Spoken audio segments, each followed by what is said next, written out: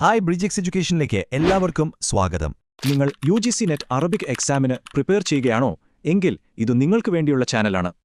Net സിലബസിലെ ഓരോ യൂണിറ്റും നമുക്ക് ഒരുമിച്ച് സിമ്പിളായി പഠിച്ചെടുക്കാം. അപ്പോൾ ഞങ്ങൾക്ക് നിങ്ങളെക്കുറിച്ചും നമ്മുടെ ഈ കമ്മ്യൂണിറ്റിയെക്കുറിച്ചും കൂടുതൽ അറിയാൻ ആഗ്രഹമുണ്ട്. ഇന്നത്തെ ക്ലാസ് എങ്ങനെയുണ്ടായിരുന്നു? ഈസി ആയിരുന്നോ അതോ കുറച്ച് ടഫായിരുന്നോ? താഴെ കമന്റ് ചെയ്യണേ. ഇനി ഏതൊക്കെ ടോപ്പിക്കുകളാണ് നമ്മുടെ ക്ലാസ്സുകളിൽ വേണ്ടതെന്ന് തീർച്ചയായും നിർദ്ദേശിക്കണം. ഇതുപോലെ ഓരോ യൂണിറ്റും കവർ ചെയ്യുന്ന കൂടുതൽ ക്ലാസുകൾക്കായി ഈ ചാനൽ ഇപ്പോൾ തന്നെ സബ്സ്ക്രൈബ് ചെയ്യുക. നിങ്ങളുടെ ഫ്രണ്ട്സിനും ഗ്രൂപ്പുകളിലും ഷെയർ ചെയ്യുക. ഹായ്, UGC നെറ്റ് പരീക്ഷയ്ക്ക് തയ്യാറെടുക്കുന്ന എല്ലാ കൂട്ടുകാർക്കും സ്വാഗതം. ഇന്ന് നമ്മൾ അറബി സാഹിത്യത്തിലെ ഒരു അതികായന്റെ കഥയാണ് പറയാൻ പോകുന്നത്. മഹ്മൂദ് തൈമൂർ. അദ്ദേഹത്തിന്റെ ജീവിതവും സംഭാവനകളും പരീക്ഷയ്ക്ക് ഏറ്റവും പ്രധാനപ്പെട്ട പോയിന്റുകളും നമുക്ക് ഈസിയായി ഒന്ന് മനസ്സിലാക്കാം. അപ്പോൾ ആരാണ് ഈ മഹ്മൂദ് തൈമൂർ എന്ന് ചോദിച്ചാൽ അദ്ദേഹത്തെ വിശേഷിപ്പിക്കുന്നത് രണ്ട് പ്രധാന പേരുകളിലാണ്. റായിദുൽ ഖിസ്സത്തുൽ അറബിയ, അതായത് അറബി കഥയുടെ തുടക്കക്കാരൻ, പിന്നെ ഉസ്താദുൽ ഒക്സൂസ. ഈ ഒക്സൂസ എന്ന് കേൾക്കുമ്പോൾ വെറും ചെറുകഥയാണെന്ന് കരുതരുത്. ഒരു പ്രത്യേക നിമിഷത്തെയോ ഒരു കഥാപാത്രത്തിന്റെ ഒരു ഭാവത്തെയോ ഒരു ഫോട്ടോ എടുക്കുന്നതുപോലെ ഒപ്പിയെടുക്കുന്ന ഒരു പ്രത്യേക രചനാരീതിയാണത്. ആ കലയിൽ അദ്ദേഹത്തെ വെല്ലാൻ അന്നാരുമുണ്ടായിരുന്നില്ല.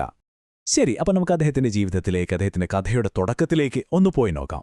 അദ്ദേഹത്തിന്റെ ജീവിതകാലമെന്ന് പറയുന്നത് 1894 കെയ്റോയിൽ തുടങ്ങി 1973 സ്വിറ്റ്സർലൻഡിലെ ലൊസാനിൽ വെച്ച് അവസാനിച്ചു.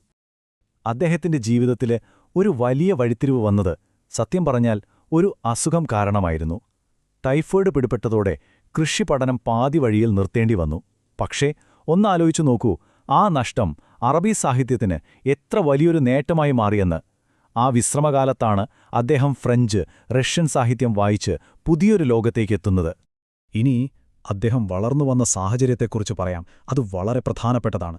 ബൈത്തു തൈമൂർ, അതായത് തൈമൂറിന്റെ വീട്, അതൊരു സാധാരണ വീടായിരുന്നില്ല. അതൊരു സാഹിത്യത്തിന്റെ കോട്ട തന്നെയായിരുന്നു. അവിടെ സാഹിത്യം ശ്വസിച്ചാണ് അദ്ദേഹം വളർന്നതെന്ന് പറയാം. നോക്കൂ, അച്ഛൻ അഹമ്മദ് തൈമൂർ ബാഷ ഒരു വലിയ പണ്ഡിതനും ഗവേഷകനും, പിന്നെ അമ്മായി ആയിഷ തൈമൂറിയ, ആ കാലത്തെ പ്രശസ്തയായ ഒരു കവയിത്രി. പക്ഷേ ഇവരെയെല്ലാം കടത്തിവെട്ടുന്നൊരു സ്വാധീനം അദ്ദേഹത്തിനുണ്ടായിരുന്നു. അത് ജ്യേഷ്ഠൻ മുഹമ്മദ് തൈമൂർ ആയിരുന്നു. അബുൽ ഖിസ്സത്തിൽ അറബിയത്തിൽ ഹദീസ, അതായത് ആധുനിക അറബി കഥയുടെ പിതാവ് എന്ന് തന്നെ അറിയപ്പെടുന്ന വ്യക്തി. അതെ, അറബി സാഹിത്യത്തിലൊരു പുതിയ അധ്യായം തുറന്നത്, ആധുനിക ചെറുകഥയ്ക്ക് തുടക്കമിട്ടത് ഈ സഹോദരൻ മുഹമ്മദ് തൈമൂർ ആയിരുന്നു. അദ്ദേഹത്തിന്റെ ആ പ്രശസ്തമായ കഥ ഫി അൽ കിത്താർ, അല്ലെങ്കിൽ ട്രെയിനിൽ, 1917 പുറത്തുവന്നതാണ് ഈ രംഗത്തെ ആദ്യത്തെ വലിയ ചുവടുവയ്പായി നമ്മൾ കാണുന്നത്. അങ്ങനെ കഥ നല്ല രീതിയിൽ മുന്നോട്ടു പോകുമ്പോഴാണ് നമ്മൾ ഈ ചരിത്രത്തിലെ ഏറ്റവും പ്രധാനപ്പെട്ട, ഏറ്റവും ട്രാജിക്കായ ഒരു ഭാഗത്തേക്ക് എത്തുന്നത്. തസ്ലീമുറായ പതാക കൈമാറ്റം. അറബി ചെറുകഥയ്ക്ക് പുതിയൊരു ദിശാബോധം നൽകിയ മുഹമ്മദ് തൈമൂറിന് പക്ഷേ അധികകാലം മുന്നോട്ടു പോകാനായില്ല. വളരെ ദുഃഖകരമെന്ന് പറയട്ടെ, 1921 വളരെ ചെറുപ്പത്തിൽ തന്നെ അദ്ദേഹം മരണപ്പെട്ടു. അറബി സാഹിത്യത്തിന് അതെത്ര വലിയൊരു നഷ്ടമായിരുന്നുവെന്ന് നമ്മൾ ഓർക്കണം. അപ്പോൾ ആ വലിയൊരു വിടവ് എങ്ങനെയാണ് നികത്തപ്പെട്ടത്? അവിടെയാണ് പ്രശസ്ത നിരൂപകൻ ഷൗക്കി ദൈഫിന്റെ വാക്കുകൾ നമ്മൾ ശ്രദ്ധിക്കേണ്ടത്. പരീക്ഷയ്ക്ക് വളരെ പ്രധാനപ്പെട്ട ഒരു കോട്ടാണ്, ഓർത്തുവെച്ചോളൂ. അദ്ദേഹം പറഞ്ഞത് ഇങ്ങനെയാണ്: ആ പതാക അദ്ദേഹത്തിന്റെ കയ്യിൽ നിന്നും താഴെ വീണില്ല, മറിച്ച് അദ്ദേഹം തുടങ്ങിയത് പൂർത്തിയാക്കാൻ വേണ്ടി മഹ്മൂദ് അതേറ്റുവാങ്ങി. ഷൗഖി ദൈഫ് പറഞ്ഞത് അക്ഷരം പ്രതി ശരിയായിരുന്നു. ആ പതാക നിലത്ത് വീണില്ല, മഹ്മൂദ് അത് ഏറ്റെടുത്തു. ജ്യേഷ്ഠൻ തുടങ്ങിവെച്ച ആ ദൗത്യം അത് പൂർത്തിയാക്കാനായി അദ്ദേഹം മുന്നോട്ട് വന്നു. അങ്ങനെയാണ് 1925 അദ്ദേഹത്തിന്റെ ആദ്യത്തെ കഥാസമാഹാരമായ അഷെയ്ഖ് ജുമുഅ പുറത്തിറങ്ങുന്നത്. ഒരു പുതിയ തുടക്കം. അവിടെ നിന്നങ്ങോട്ട് അറബി സാഹിത്യം കണ്ടത് മഹ്മൂദ് തൈമൂറിന്റെ കാലഘട്ടമാണ്. അദ്ദേഹം തന്റേതായ ഒരു സാമ്രാജ്യം തന്നെ കെട്ടിപ്പടുത്തു. അദ്ദേഹത്തിന്റെ ചില പ്രധാനപ്പെട്ട വർക്കുകൾ നോക്കൂ. ഈ ടേബിൾ ഒന്ന് ശ്രദ്ധിക്കുന്നത് പരീക്ഷയ്ക്ക് വളരെ നല്ലതാണ്. കണ്ടില്ലേ, കഥാസമാഹാരങ്ങൾ, നോവലുകൾ, നാടകങ്ങൾ, എന്തിന് ആത്മകഥ വരെ. തുടക്കത്തിൽ അദ്ദേഹം എഴുതിയത് ഈജിപ്തിലെ സാധാരണക്കാരുടെ ജീവിതത്തെക്കുറിച്ചായിരുന്നു. പിന്നീട് സൽവാഫി മഹബിൽ റീഹ് പോലുള്ള നോവലുകളിലൂടെ വലിയ സാമൂഹിക വിഷയങ്ങളും അദ്ദേഹം കൈകാര്യം ചെയ്തു. ഈ കഴിവുകൾ കൊണ്ടൊക്കെ തന്നെ അദ്ദേഹത്തിന് ഒരുപാട് പേരുകൾ കിട്ടി. ഇതൊക്കെയാണ് ആ പേരുകൾ. മുഅസ്സിസു ഫണ്ണിൽ ഉഖ്സൂസ, അതായത് ആ വിഗ്നെറ്റ് എന്ന കലാരൂപത്തിന്റെ സ്ഥാപകൻ. പിന്നെ ഷെയ്ഖുൽ ഖിസ്സത്തിൽ അറബിയ, അറബി കഥയുടെ ഷെയ്ഖ്. അതുപോലെ ഉസ്താദുൽ ഉഖ്സൂസ. ഈ പേരുകളൊക്കെ ഓർത്തുവെക്കുന്നത് വളരെ ഇമ്പോർട്ടൻ്റ് ആണ്. നമ്മൾ നേരത്തെ പറഞ്ഞ നിരൂപകനില്ലേ, ഷൗക്കി ദൈഫ്, അദ്ദേഹം പിന്നീട് മഹ്മൂദ് തൈമൂറിനെക്കുറിച്ച് പറഞ്ഞൊരു വാക്കുണ്ട്.